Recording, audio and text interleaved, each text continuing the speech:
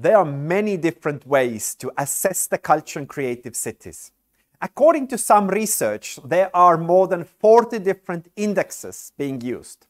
One of the most useful tools, however, is the Culture Creative Cities Monitor, developed by the Joint Research Centre at the European Commission.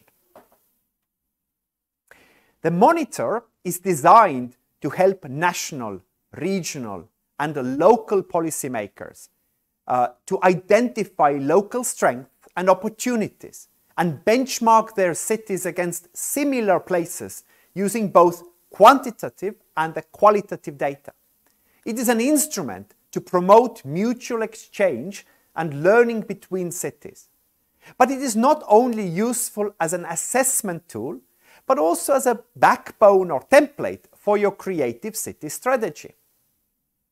The second edition of the Culture and Creative Cities Monitor from 2019 covers 190 cities in 30 European countries, including cities which have been European capitals of culture up to 2019, or which have been shortlisted to become a European capital of culture up to 2023. Also, it includes cities that are designated as UNESCO Creative Cities, and also cities that are hosting at least 2 international culture festivals. From Latvia, the monitor covers Riga and Liepāja. How does the Culture and Creative Cities Monitor stand out from other similar tools? The monitor firstly provides a holistic and actionable measurement framework that is intended to support the development of culture and creativity-related policies and strategies. Secondly, it is relevant to all city types and makes benchmarking possible between 5 different city groups based on the similar population, employment rate, wealth, to help local authorities understand and use the results.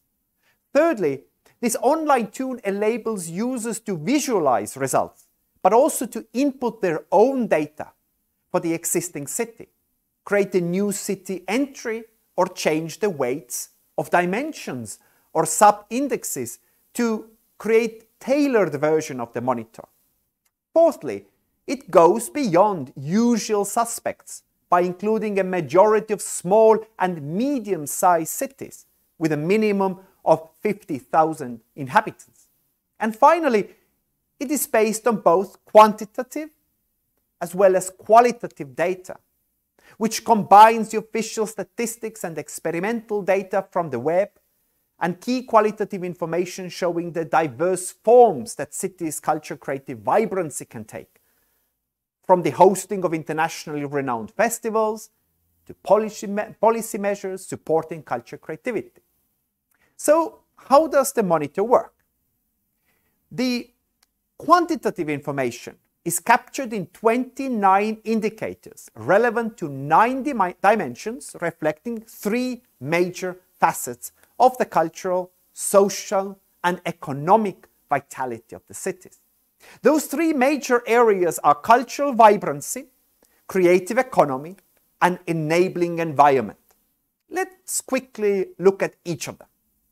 Cultural vibrancy includes 2 main dimensions: cultural venues and facilities like sites, landmarks, museums, galleries, cinemas, concert halls, theaters, and cultural participation and attractiveness, including number of tourist overnight stays, museum visitors, cinema attendance, and also the satisfaction with the cultural facilities.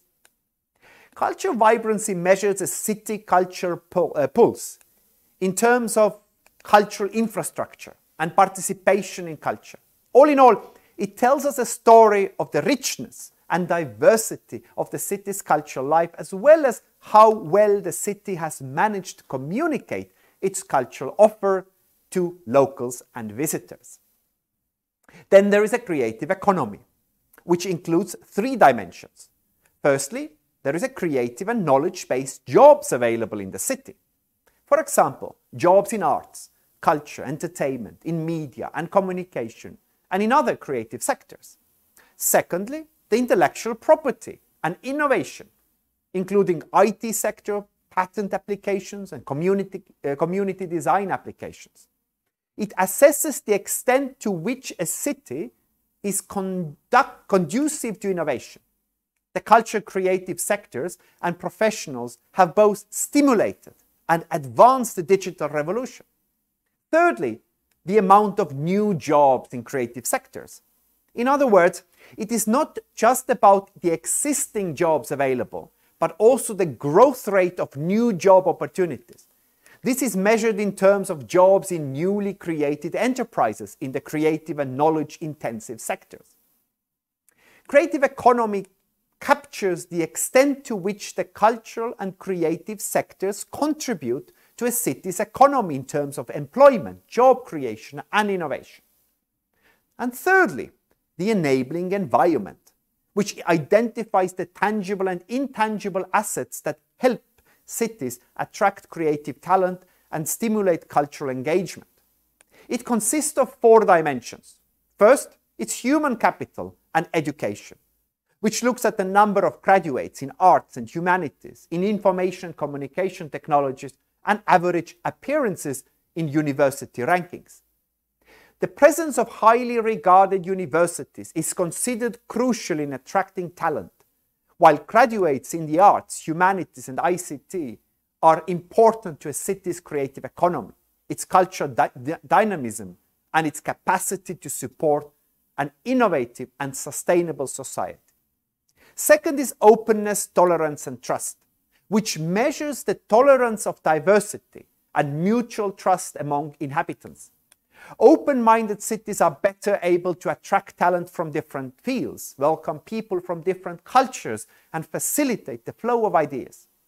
Third is a local and international connections, including accessibility by air, roads, and rails.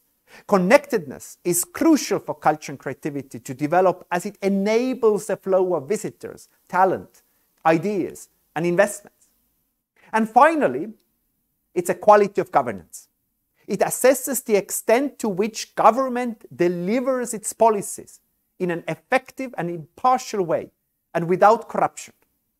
State support and fair regulation system, for example, are important conditions for culture and creativity to flourish. And what about Latvian cities? Let's take the example of Liepāja.